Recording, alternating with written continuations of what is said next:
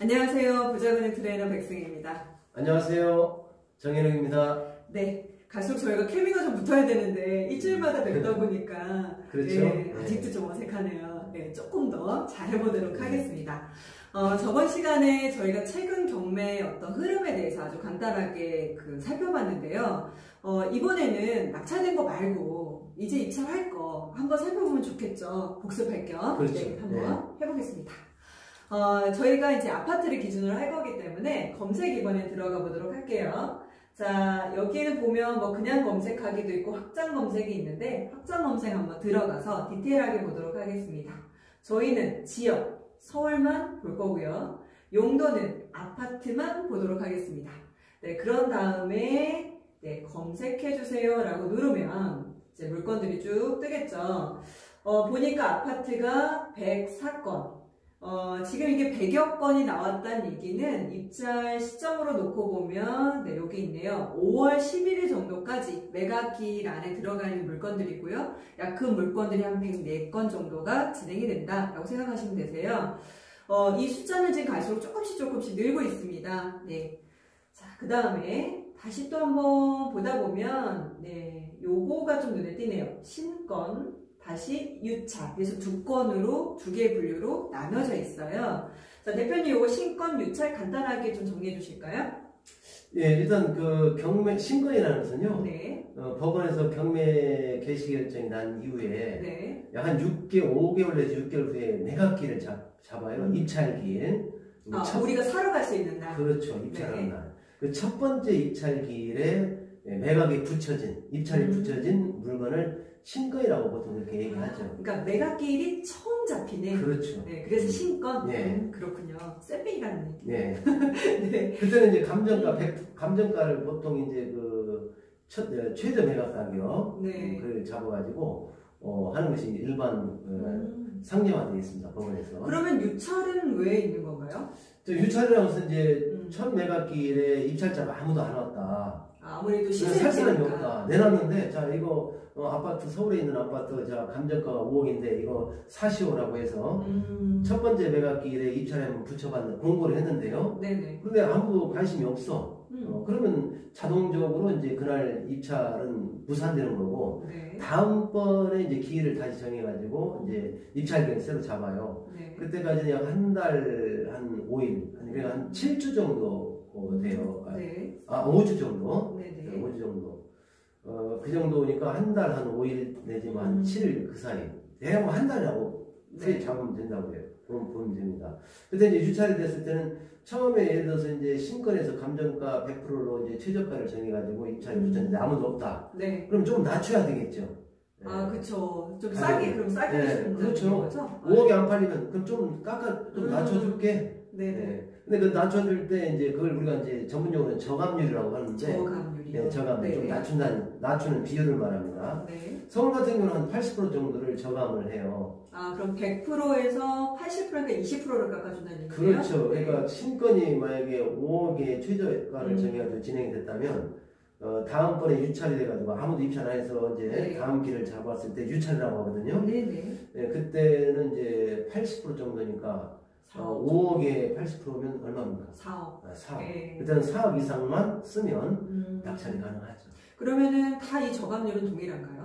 아닙니다. 이제 서울지역 같은 경우는 이제 저감률이 20%씩 저감이 되는데 예를 들어서 이제 지방이나 비근한 예를 들면 예를 들어서 주변에 예를 든다면 인천이나 네. 그런 고향 같은 경우는 네. 30%씩 떨어져요. 그렇군요. 지방은 훨씬 더 싸게. 그래서 서울 아니라서 나 사기 싫어하는 사람들에게 조금 더 메리트를 준다라고 생각을 하시면 될 것 같네요. 예. 그러네요. 그럼 경매의 장점은 어찌 보면 시세보다 이렇게 저감률이라는 게 있어서 뚝뚝 강제로 떨어뜨려 주기 때문에 싸게 살 수 있는 이점도 생긴다는 게 경매의 장점이겠네요. 예, 물론 이제 그 30%씩 20% 떨어진다고 해서 그 가격에 낙찰을 받는다는 보장은 없지만 네. 아무래도 100%대의 사기를 원하지 않는 사람들은 좀 떨어뜨려 놓으면 뭐 80%든 85%든 그 의향 있는 사람들이 이제 많이 참여를 하게 될 거 아닙니까? 네네. 그런 그 입찰자의 많은 참여를 유도하기 위해서 이 저감률 제도라는 걸 두어가지고 일정 비율씩 떨어뜨려서 다음번 매각기일에 이제 기준 삼아서 최저 매각 가격을 기준 삼아서 이제 입찰에 붙이는 것입니다.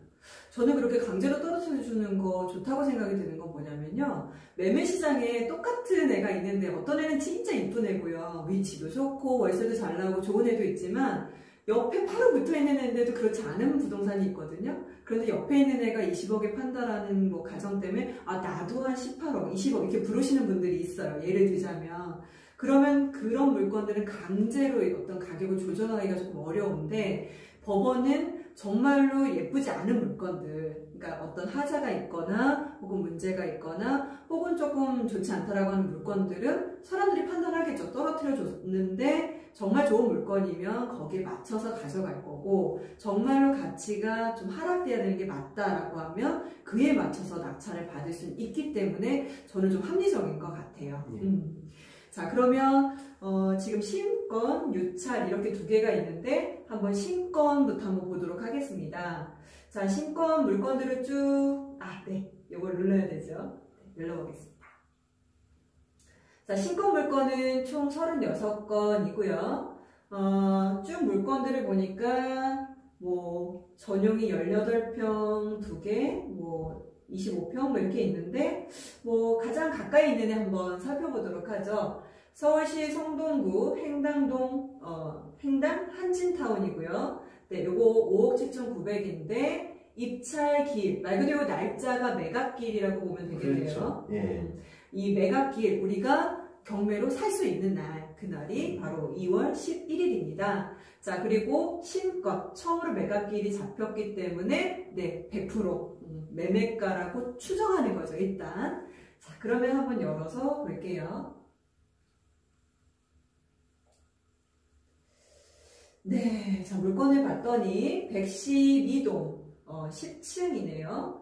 자, 그 다음에 전용 면적을 항상 우리가 봐야 되는데 오버타임. 전용이 오버타임이란 얘기는 말 그대로 공용 면적, 전용 면적, 서비스 면적인 테라스 면적까지 다 합하면 아마도 요게 84제곱미터니까 한 22에서 24평 정도쯤 될 거예요. 자, 그 금액이 지금 5억 7,900만 원에 감정돼서 나왔습니다.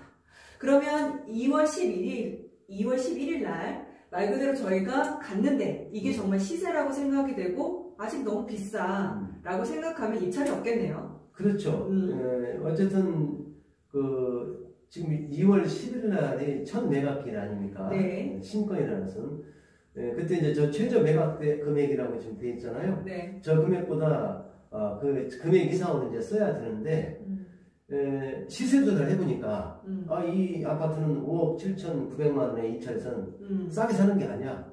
그러면 아무도 거기에 입찰에 참여를 하지 않겠죠. 네. 그러나 이제 시세 조사를 해보니까 실제 저 감정가액보다도 그 사이에 가격이 올랐다. 그러면 아마 이 신권 때도 입찰할 사람들이 얼마간 참여할 거라고 저는 그렇게 보여지는데요. 이제 결과는 한번 이제 지켜봐야 되겠죠. 네, 그러면 저희가 이제 신권은 항상 이제 혹은 시세, 매매라고 추정이 되기 때문에 유찰되고 말 그대로 20% 30% 깎인 다음에 살펴봐야지 라고 생각하실 분들도 있을 거예요. 그런데 지금 대표님 말씀대로 혹시나 이 물건이 더 낮게 평가가 될 수도 있고 더 높게 평가가 돼 있을 수도 있기 때문에 신권 때부터 조사를 하시는 게 맞을 것 같습니다. 혹시나 이 물건이 저희가 앞에 살펴봤던 사례처럼 감정된 시점이 달라서 훨씬 싸게 느껴지는 거라면 신권 때도 입찰을 그렇죠. 해야 되는 거니까요. 예, 맞습니다. 만약에 이게 시세고 이날 아무도 입찰이 없다고 한다면 2월 11일에서 아무도 안 팔렸고 그 다음에 유찰이 돼서 아까 한 달 뒤? 네, 약 한 달. 그럼 뭐 한 3월달 정도쯤에 다시 3월 중순쯤 되겠죠? 만약 네. 입찰이 된다면. 그러면 3월 중순 정도에 나 입찰을 하러 가야지 하고 이제 마음 먹어보면 되겠네요. 자, 그럼 5억 7,900이니까 만약에 저감률이 20%란 얘기는 80%만. 그렇죠. 네, 그러면 5억 7,900 곱하기 80%. 네, 4억 6천까지 떨어지네요. 예. 대신 그게 4억 6천은 최저가. 최저가. 네, 제일 적게 쓸 수 있는 금액인 거고, 가치가 더 있다 그러면 더 써도 돼. 그렇죠. 네. 심지어는 어떤 경우도 있냐면요. 네. 저게 이제 첫 신권 때는 첫 매각기일이죠. 그때는 입찰자가 없어서 유찰이 됐다가 네. 2차 매각기일에는 신권의 지금 최저가보다 더 쓰는 경향이 있어요. 네, 맞아요. 전 너무 많이 봤죠. 그러니까요. 그건 왜 그러냐면 본래 이제 경매 입찰하시는 분들 신권을 잘 안 봐요. 네, 맞아요. 왜냐? 일단은 싸게 산다는 어떤 네. 그런 생각 때문에 그냥 패스죠. 그렇죠. 그냥 패스하다가 분석도 안 근데 해보시고. 네. 나중에 이제 2차 때는 입찰하려고 하다 보면 그때 열심히 조사를 하죠. 네, 맞아요. 실거래가도 조사하고 공인중개사 주변에 사무실 가서 실제 매매 거래 사례도 한번 알아보고 그러니까 이게 실제 감정가보다도 몇 천만 원 또는 1억 가까이 높네. 그러면 이제 2차 매각기일에 신권의 감정가격보다도 더 높이 쓰는 경향이 있으니까 아파트 같은 경우는 신권 때 참 관심을 많이 가지시고요. 조사를 철저히 하면 오히려 신권에서 네. 좋은 결과를 가지는 경우도 오히려 경쟁이 별로 그렇죠. 없을 때. 맞습니다. 그렇네요. 그럼 신권 때 보자. 첫 번째. 자, 그럼 이제는 실제로 정말 그럴지 신권에 입찰을 해야 될지 혹은 유찰을 시켜야 될지를 알려면 시세조사부터 해야 되겠네요. 그렇죠. 예. 가치 분석. 자, 두 개가 있었죠. 조사할 수 있는 방법. 첫 번째가 실거래가. 자, 그럼 실거래가 열어서 한번 보도록 하겠습니다. 59.96 기억해 주시고요. 열어볼게요.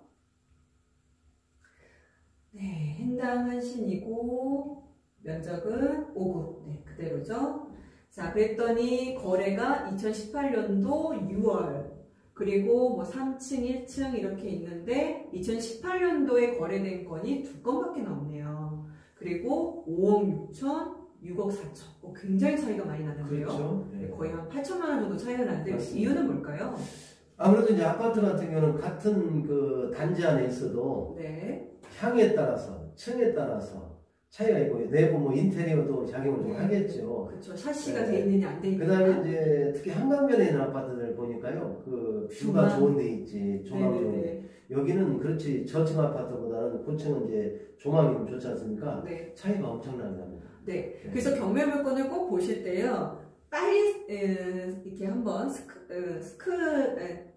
뭐죠? 갑자기 생각이 안 나죠? 스캔을 해주세요. 네. 행당 한진타운 112동 10층 요거까지는 기억을 하시고 호수도 기억하시면 좋아요. 103호. 이유는 얘 이제 위치를 놓고 봤을 때 같은 실거래가라 하더라도 이 똑같은 87제곱미터에 해당하는 전체 물건들이 한꺼번에 다 되는 거거든요. 그런데 말 그대로 여기 이 112동의 물건도 있지만 요 109동의 물건이 거래가 됐을 수도 있고 저 뒤에 있는 104동의 물건이 똑같이 거래가 됐을 수도 있잖아요. 그런데 말 그대로 얘는 주변에 뭐 롯데마트가 걸어서 가까워. 그럼 얘가 훨씬 더 가격이 높을 수도 있고 또 얘는 말 그대로 앞에 시야가 좀 넓게 트였으니까 보기가 좋아. 그래서 더 높을 수도 있잖아요. 그래서 내가 10층 112동이라고 하는 거 체크 하나. 그 다음에 10층에 103호라는 얘기는 여기 보시면 숫자가 이제 좀 나오죠. 이거 띄워볼게요. 요게 25층 정도 되는 건물이란 뜻이고요. 25층 중에 내가 10층. 그런데 라인이 여기가 1호, 2호, 3호란 뜻이고 4호, 5호란 뜻이니까 103호는 요거겠네요. 네, 그러니까 아마도 이 앞쪽으로 이렇게 열리는 뷰가 제법 시원하게 열리는 그런 뷰일 것 같아요. 대신 이 동 때문에 살짝 가려지는. 근데 다른 요런 애들은 거의 이제 뭐라 그러죠? 남향으로 조금 더 열리는 애라서 남향과 그 다음에 서양 쪽으로 같이 열리는 애라서 괜찮을 것 같아요. 그러면 10층이면서 동향이 제법 괜찮은, 왜 4호나 5호 라인보다는 괜찮겠군 이라고 생각을 해주시면 좋겠죠. 그래서 실거래가 중에서도 저희가 선택해야 되는 것들이 조금 달라질 수 있습니다.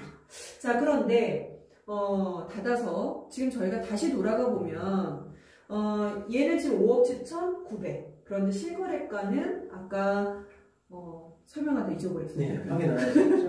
네, 5억 6천, 6억 4천. 근데 그게 6월달. 그러면 지금 조금 더 올랐는데요? 네, 그간에 이제 그 아파트 가격이 네네. 그 작년 그러니까 2018년도죠. 네. 2018년 후반기부터 네. 2019년도 초반기까지는 서울 지역의 경우에는 네. 계속 오름세를 유지하고 있는 것이 특징입니다. 그래서 아마 이 부동산도 어느 정도 변화가 있지 않을까, 실거래가가. 이렇게. 네, 찾았습니다. 대표님이 항상 이 감정 시점을 좀 체크해달라고 얘기를 해주셨는데, 그렇죠. 2018년도 1월 달에 감정평가가 된 물건이네요. 예. 네. 그 뒤로도 이제 아파트 가격이 서울지역은 많이 올랐죠. 아, 네네. 그러니 5억 7천 900. 그러면 얘도 똑같이 한번 나눠보면, 이거 8459, 21평, 4평을 한번 나눠볼게요. 5억 7,900 나누기 24평. 네, 2,400만 원 정도쯤이네요. 평당 그렇다는 얘기죠. 네네네, 평당 그렇고, 평당가가. 지금 거의 6억, 아까 4천 정도까지 갔으니까 훨씬 더 높아졌다는 얘기인데, 상당히 좀 비싼 것 같아요. 그래서 왜 이렇게 높나? 그 위치를 한번 좀 체크를 해볼게요. 자, 얘를 조금 더 이렇게 줄여보겠습니다. 줄여봤더니, 5호선. 횡단역이 바로 앞이에요. 네, 이거는 자를 그어보지 않아도, 그죠? 굉장히 가깝다는 걸 알 수 있죠? 네, 이쪽을 돌아서, 도보로 한 2, 3분 정도면 거리 정도밖에 안 될 것 같은데요. 네, 근데 대표님 여기 함정이 있어요. 단지를 돌아서 좀 가야 되네요. 나가서. 이쪽으로 돌아서 좀 나간다고 치고, 네, 한 500m? 네.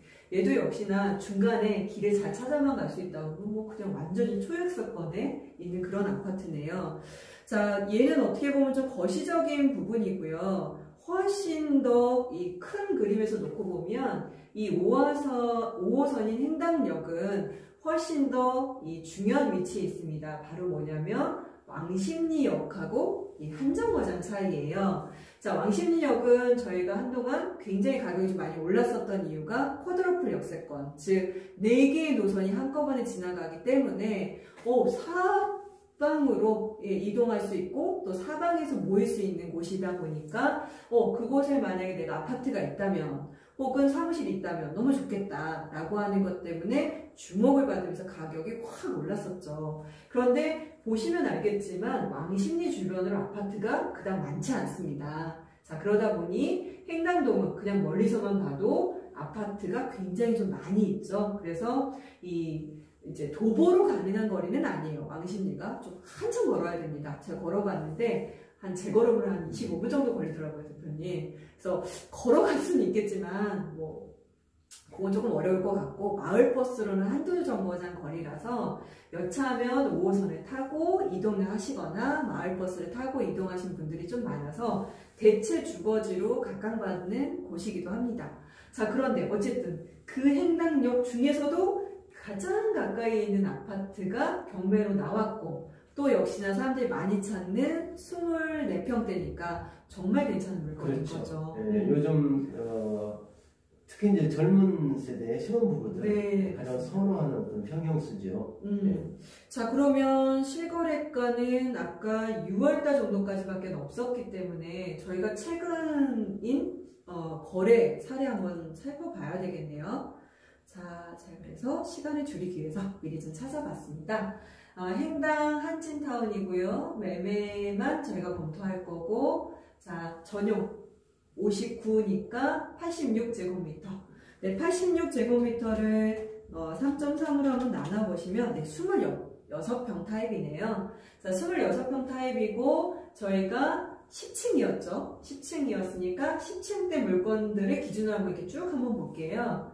7억 2천, 14층, 남동향, 네, 7억 2천, 7억 2천, 8억짜리도 있네요. 남향이면서 산 조망이 돼서 로얄동이라서 그런가 봅니다. 자, 근데 저희는 로얄동은 아니었으니까 배제. 112동? 네, 112동? 로얄동인가 봅니다. 동일한 동이네요. 자, 대신 아마도 이제 남향이라고 했으니까 좀 더 이렇게 1호나 2호 라인에 좀 가까울 가능성이 있고요. 자, 그거는 확인해 봐야 될 텐데, 8억, 7억 8천, 7억 5천, 7억 4천. 네, 저희는 어차피 급매물 수준에서 경매를 좀 체크하시는 게 맞을 것 같으니까 가장 낮았던 7억 2천 정도를 기반으로 한번 보겠습니다. 자, 그러면 매매가는 이제 적어보는 거죠. 경매 물건지에 7억 2천에서 8억대까지. 자, 그 다음에 실거래가는 아까 6억 4천대까지. 이렇게 해보시고 다시 이제 경매 물건을 보도록 해볼게요. 자, 그러면 지금 2월 11일 날 100%인 이 물건은 얼마 정도의 낙찰이 되는 게 맞을까? 여기서 또다시 막혀요, 대표님. 그러니까요. 7억 2천까지는 알겠어요. 네, 얼마를 더 써야 될까요? 그러면은 이제 지금 저기 아까 7억 2천을 기준으로 삼았을 때 네. 약 한 1억 4천 정도의 차이가 있잖아요. 네, 실제는 그렇죠. 7억 2천 정도의 거래가 네. 되는데 지금 여기 감정가는 약 한 5억 8천만 원 가까이 되지 않습니까? 그러면 1억 4천 정도가 갭이 있는데 네. 그러면 이런 물건 같은 경우는 네. 시세 조사를 하신 분들이 네. 아무래도 신권에 입찰할 가능성이 좀 높지 않을까. 네. 라는 생각이 무조건 이번에는 100% 해야 되겠네요. 예, 1억 4천 정도 쌀 수는 없잖아요. 그렇죠. 네. 100% 이상 써야 될 것 같아요. 네. 자, 그러면 하한선을 한번 잡아봐야 될 텐데, 하한선을 잡을 때 저는 좀 하는 방법이 있어요. 그러니까 만약에 이제 저희가 뭘 살펴봤느냐면, 매매만 살펴봤었잖아요. 예. 저는 요거를 꼭 전세를 좀 체크를 해봐요. 전세를 체크를 해봐서, 아무리 경매라 하더라도 전세가보다는 쌀 수는 없다. 네, 근데 전세를 한번 그렇죠. 살펴봤더니, 4억 5백, 좀 높은 애를 볼게요. 4억 500, 4억 500보다 대체적으로 3억대 중반에서 4억대 초반. 네, 그러네요. 그러면 얘는 무조건 5억 7,900은 이상은 무조건 써야 되는 거 맞으니까 뭐 100%부터 출발을 하면 되겠네요. 100%. 아무래도 이제 전세가하고 실제 거래가하고 차이점은 네. 그간에 이제 전세금이 전체적으로 좀 하락했잖아요. 네. 그러니까 그런 것도 영향을 좀 받지 않았나 생각이 들고. 네. 그러니까 이제 전세금이 이제 뭐 크게 하락을 안 했는데 전세금에 비해서 매매가 상승률이 좀 급상승하지 않았나 네, 그렇게 맞아요. 이제 보여집니다. 근데 여기서 만약에 한 번만 유찰이 돼서 80%가 저감이 돼버리면 아까 한 4억 중반대였잖아요. 그렇죠. 그럼 굉장히 가까워지는 거거든요. 예.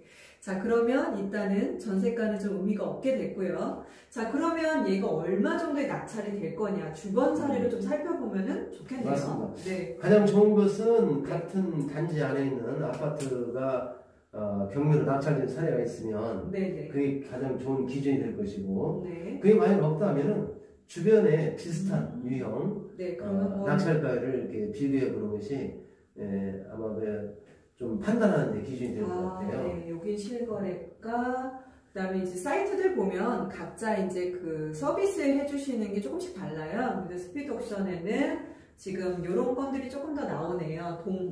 동호수에 대한 부분, 뭐 그다음 구조에 대한 부분이 조금 더 있고요.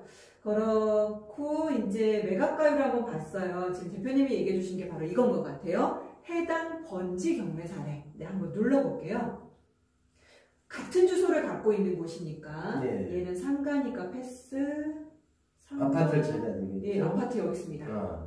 네, 얘도 전용 18이니까 똑같네요. 네, 그리고 백산동 21층. 그건 작년 사건이죠. 네. 재작년 2017년. 네. 그러니까 지금하고는 좀 차이가 많을 걸로 보여지는데 그 당시에도 여기 보니까 입찰이 17명에다가 네. 낙찰가는 113% 이렇게 이제 된 걸 보면 네. 이 당시에도 실제 거래가는 이 감정가 5억보다는 좀 높지 않았을까 네. 그렇게 추측이 되네요. 아, 그러네요. 23명이나 입찰을 했었네요. 2017년. 자, 그런데 결과론적으로는요. 이게 21층이잖아요. 네네. 층수도 좋고 로얄층이라고 봐야 되겠죠. 5억 6,500에 약 한 5억 7천만 원 정도의 지금 낙찰을 받은 거잖아요. 네네. 그럼 지금 한 7억 2, 3천 아까 최소로 잡았을 때도 네. 그 정도였으니까 이 아파트를 낙찰을 받으신 분은 한 2년도 채 안 돼가지고 네. 한 1억 한 4, 5천만 원 정도의 네. 어떤 시세 차익이 생겼다 이렇게 그러네요. 볼 수 있어요. 어찌 보면 저때 뭐 110%를 넘겨서 낙찰을 받아 뭐 그럴 바엔 차라리 매매로 사지 그렇죠. 이런 얘기 아마 들으셨을 것 같아요. 예, 맞아요. 예, 그런데 지금 시점에서 놓고 보면 거의 한 1억에서 2억 정도가 올라 있는 그렇죠. 그런 상황이네요. 그러니 우리는 이 낙찰가율만 놓고는 어떤 그러니까 투자를 잘했다, 못했다, 혹은 싸게 샀다, 비싸게 샀다가 중요하지 않네요. 그렇죠. 네. 뭐 낙찰가율이라는 것은 이제 법원에서 이제 감정이라는 것이 이제 현실을 반영하지 못하는 경우도 있습니다. 네. 그래서 시점이 달라서. 어떤 데는 시점이 좀 비슷해도요. 조금 네. 거품의 성향이 있는 경우를 실제 많이 느꼈어요. 특히나 이제 이 부동산 가격은 지금 떨어지고 있는 추세인데 네. 감정가는 그걸 못 따라가는 경우가 있어요. 네. 그래서 이제 우리가 흔히 그걸 이제 거품이라고도 이제 표현하는데 네. 이제 그런 부분들에 대해서는 입찰하시는 분들이 결국 이제 발로 뛰어서 현장 조사를 해보고 그래서 정확한 거래 시세를 알아보는 것이 그게 중요하다고 봅니다. 네. 이때도 계속 2016년도부터 가격이 계속 오르고 있었기 때문에 오히려 감정가가 항상 후행하는 상황이 벌어졌기 때문에 이렇게 감정가액을 계속 넘기는 그런 사례들이 계속 지금 벌어지고 이런 있는 사례는 거예요. 딱 그렇죠. 네네. 자, 그러면 어찌됐든 거의 최근 사례는 없었어요. 자, 그러면 여기서 저희가 결론을 못 얻고 임금 매각 물건을 그럼 다시 한번 이제 보도록 할게요. 자, 임금 매각 물건을 봤더니 네, 그나마 제일 빠른 게 여기도 2017년이네요. 자, 이거 이제 예를 들자면 2018년도에 가장 가까운 사례가 없네. 에이 하고 실망하지 마시고요. 또 이걸 가지고 분석하실 수 있는 포인트가 하나 더 생겼죠. 그 얘기는 뭐예요? 2017년도를 넘어선 다음부터는 거의 경매 물건으로 나온 적이 없다. 그런데 아까 또 실거래가를 또 열어봤더니 실거래가도 2건밖에 없었잖아요. 그 얘기는 또 뭐다? 사람들이 매매로도 안 내놨다. 그 얘기는 뭐냐면 앞으로 가격이 더 오를 것으로 보이기 때문에 매도자들이 그냥 잡고 있는 거죠. 그죠? 그렇죠. 그러다 보니까 매물도 안 나오고 또 그런 애들이 혹시나 채권에 의해서 경매가 나온다 하더라도 해소가 돼버리는. 네. 그래서 최근에 경매 사례가 없었다는 얘기는 이 지역은 괜찮은 지역이구나 하고 좀 추정을 해보셔도 돼요. 늘 그런 것은 아니지만. 그리고 이제 아파트가 매매가 안 되는 것은 또 극과 극인데 네네. 아주 나쁜 거 그렇죠. 안 팔리죠. 네네, 맞아요. 아주 좋은 거 이건 또 안 팔리는 게 아니라 안 팔아요. 근데 이게 지금 현재 이 사례는 아까 그 거래 사례하고 경매 사례를 보니까 네. 경매가 그 이후부터는 좀 거의 없지 않습니까? 네네. 매매도 그렇게 많이 이루어지지 않은 걸 보면은 소유자들이 애착을 가진 아파트라고 그렇게 네. 보여집니다. 그러니까 결과적으로 가격은 오르고 있는데 경매도 안 나와, 매매도 안 나온다는 얘기는 좋은 시장 상황이다. 그렇죠. 미래 가치를 또 좋게 판단하고 평가하고 있다는 것이죠. 네네. 자, 그렇군요. 오히려 이 인근의 매각 물건의 그 연도 갖고도 저희가 안 가봤지만 알 수 있고. 그렇죠. 자, 그 다음에 2017년도 이 주변에 있었던 물건들을 봤더니 이 해당 아파트만 그런가 봤더니 낙찰가율들이요. 100%가 다 넘겼습니다. 네, 다 넘겼고요. 그렇죠. 여기 보니까 거의 뭐 107, 여기까지는 이제 항상 아까 그 동일 지번에 있는 건데요. 행당동. 여기 좀 뭐 대림 아파트나 그다음에 신동 아파트. 네. 요거 두 개로 보니까 100%씩. 네. 저 지금 다른 거 발견하고 지금 깜짝 놀란 거예요, 대표님. 여기요. 입찰자가 53명이요. 네. 와, 어마어마한 거죠. 그러네요. 아파트에서 이렇게 나오는 사례가 저 용산에 나왔던 거랑 몇 개 못 봤거든요. 여의도에 나왔던 거. 또 하나 특징이 뭐냐면 네. 여기 지금 방금 우리가 앞에서 봤던 아파트는 행당동 한신 아파트잖아요. 네네. 요거 이제 입찰자들이 상대적으로 많아요. 네, 그러네요. 근데 여기 지금 대림 아파트 그 주변에 있는 대림 아파트나 신동 아파트는 보니까 100%대 조금 넘겼잖아요. 네. 입찰자가 각 한 명이다. 네. 이런 걸 보면은 상대적으로 이쪽에 한신 아파트하고 네. 다른 아파트하고 선호도에 좀 차이가 있지 않느냐라는 것을 엿볼 수가 있네요. 지금 밑에 행당 한신이 또 나왔는데 여기도 23명. 그러니까요. 네. 그러네. 아무래도 조금 거기에 선호도가. 네. 여기는 이제 16명이 대림 아파트가 16명 입찰했지만 요때 그 이유가 뭐냐면 한번 유찰됐잖아요. 근데요 밑에 봤더니 대표님 52명 대림 아파트. 대림 아파트. 네, 2016년도에. 16년도에. 네. 예. 이 지역은 제가 좀 가봤는데요. 역에서 좀 가까운 애들이 그나마 조금 평지예요. 그리고는 이렇게 좀 그 군음지에 있는 애들이 좀 있는데 장단점은 좀 있더라고요. 조망이 여기 차이점을 보니까 네. 방금 보니까 네. 여기 지금 대림 아파트 있잖아요. 네네. 어차피 이적 분석이니까 한번 보자고요. 네네.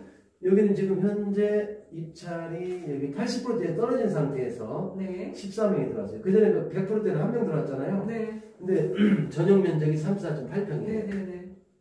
그에 반해서 아까 여기 대림 아파트 여기 52명이 지금 입찰에 참여했지 않습니까? 네. 전용 면적이 18.1평이다. 네. 사람들 제일 선호하는. 이거는 이제 아무래도 젊은 층들이 선호하는 아파트, 그러다 보니까 이제 이쪽에 어떤 그 젊은 층들의 인기가 높지 않은가. 그래서 그 평형수가 소형인 것이 상대적으로 인기가 높다는 것을 그렇죠. 이 자료를 보면서 좀 알 수 있겠네요. 네네. 저희는 지금 대림아파트, 횡신 이거 지금 기반으로 얘기를 하지 않고 있는 거예요. 틀릴 수도 있지만 이걸 놓고 봤을 때 그렇게 추정이 된다는 거죠. 네. 자, 그러면 대표님 어쨌든 이제 최근의 사례는 없지만 가격은 계속 오르고 있는 것이 맞고 그 전에 핫했던 시절이긴 하지만 어쨌든 다 100%가 넘겼단 말이에요. 예. 자, 그럼 이제 다시 결론으로 돌아가서 이 물건이 이제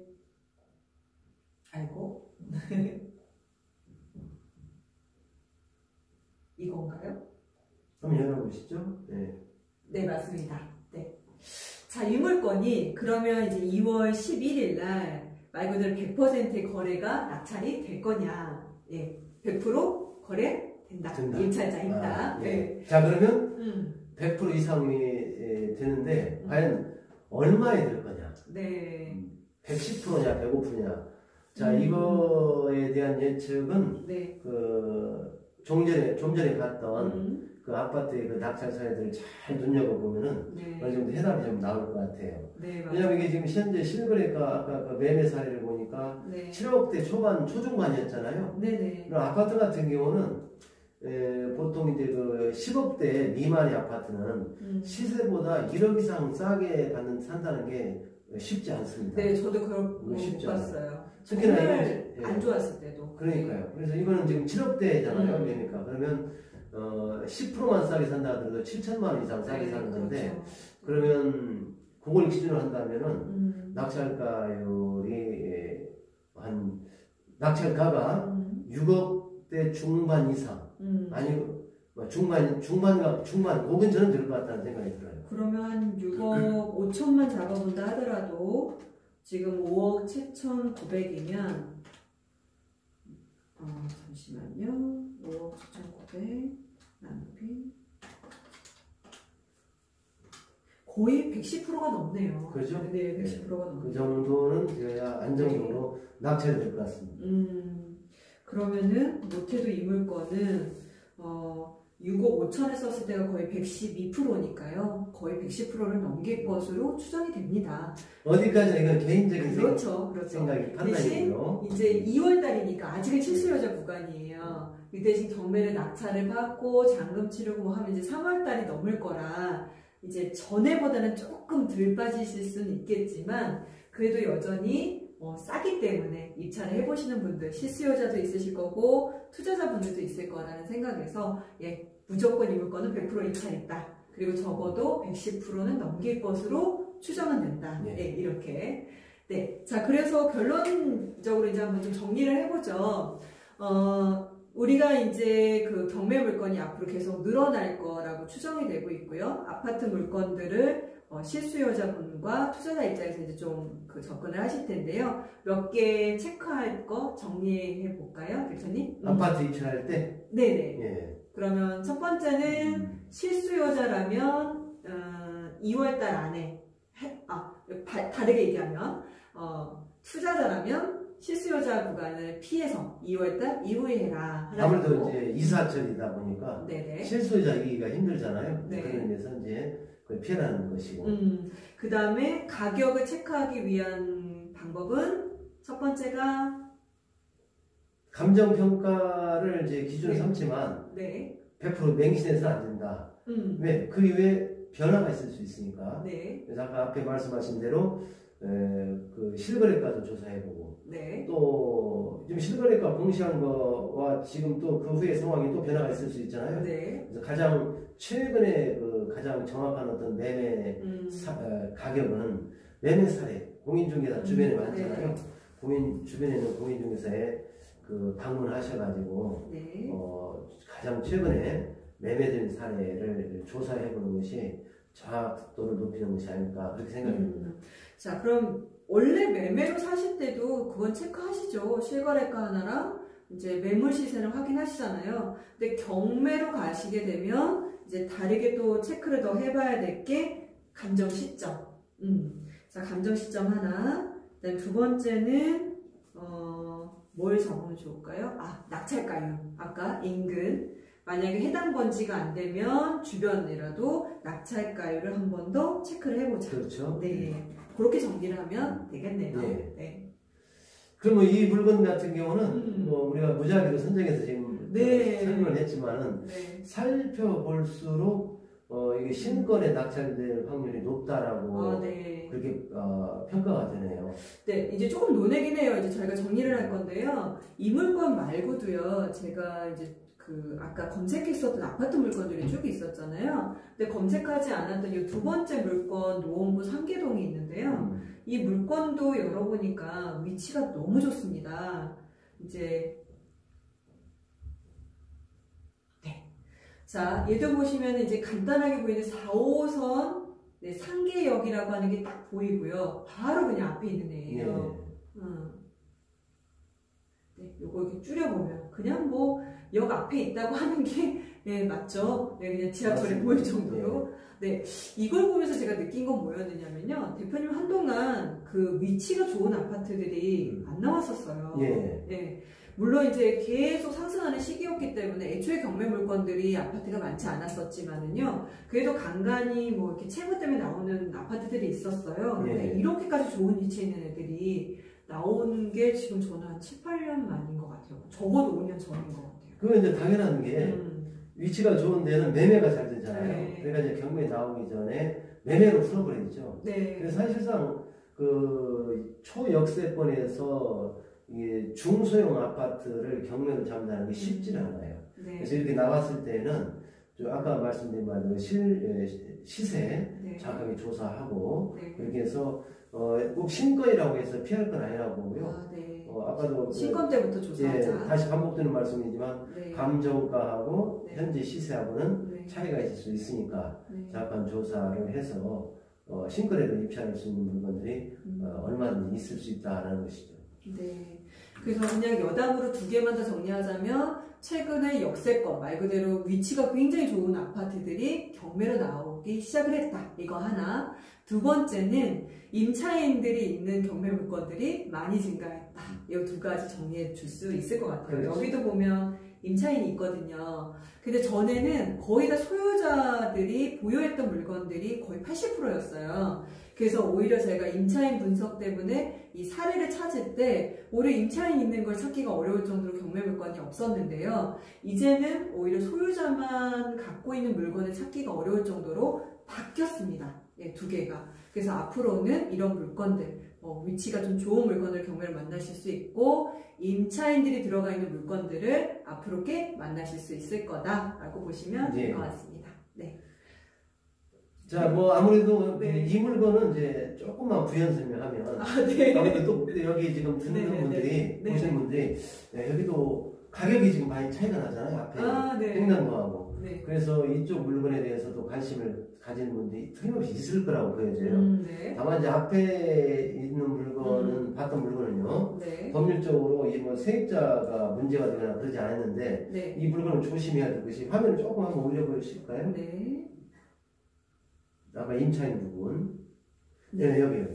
지금 여기 이제 임차인이 지금 뭐 1차, 2차 해가지고 나왔는데 결국 이제 김아무개라는 사람이 그 임차인인데 1차, 2차라는 건 이제 이게 이제 처음에 1억 8천에 들어갔다가 한 번 더 증액을 한 것 같아요. 네네. 북한에서. 그런데 중요한 것은 여기 빨간 글씨로 대항력 부분에 있음 이런 것들이 있는데 이런 물건들은 안전한 경우와 매우 위험한 경우 극단적으로 갈립니다. 네. 그건 이제 오늘 이 자리에서 설명하기는 어렵지만은 네. 경매를 처음에 이렇게 시도하신 분들은 일단 이렇게 세입자가 이렇게 있고 특히 대항력이 이렇게 있다라고 이렇게 나와 있는 것들은 과연 내가 낙찰을 받았을 때 저 임차 보증금의 부담을 떠안을 것인지 아니면 그런 부담을 떠안지 않고 이 낙찰을 받을 수 있는 것인지 거기에 대한 이제 많은 또 이제 준비 공부도 좀 많이 하셔야 됩니다. 네. 그래서 요거는 다음에 이제 우리가 다음 게 준비되어 있잖아요. 네. 임차의 부분에서 네. 요것만 집중적으로 해결하는 또 그런 시간을 가질 예정입니다. 네, 알겠습니다. 요거 얘기 안 하고 가려고 했더니 대표님이 한 번 더 찝어주시네요. 네, 최근에 경매 낙찰됐던 사례, 그 다음에 낙찰이 될 것 같은 저희가 한번 살펴봤습니다. 네, 다음에 뵙겠습니다.